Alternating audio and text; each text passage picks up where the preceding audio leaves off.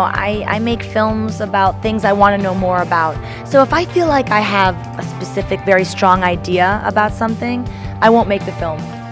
I have to go on an exploration. I have to be learning and exploring and unsure. And hopefully, as I learn, my audience learns. So if I have an agenda, I won't make a movie. If I'm not open to another idea, I won't make the movie. So it has to be something that I'm very curious about, learning about. And so that's sort of what guides me. You just kind of have a gut feeling, it's like you know it when you see it.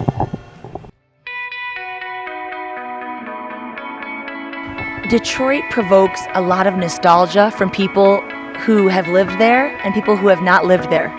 Detroit is like an American city that people always point to as an example that the United States can be great, could be great.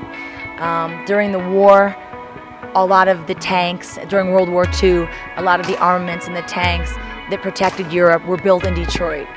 The entire automobile industry was built in one city, Detroit. Motown, black music, the blues came from Detroit. So a lot of things that Americans are proud of came from that city.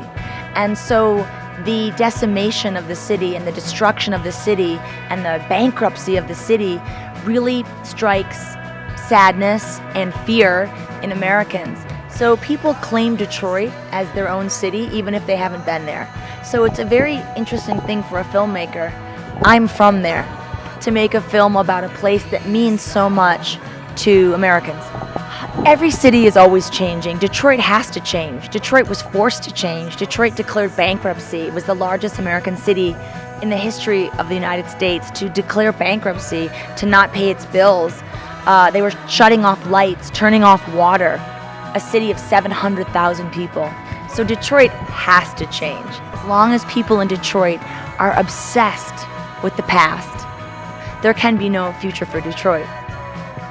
When all of your references are 50 years old, when all of the things that you're proud about happened before you were born, then there is no room for a future. So Detroit has to let go of the nostalgia.